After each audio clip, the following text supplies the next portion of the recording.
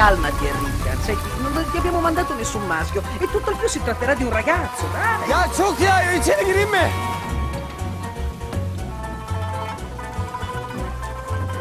La signora ha dato una camera a un uomo. Perché non mi avete detto niente? Scendi subito! Selamünaleyküm.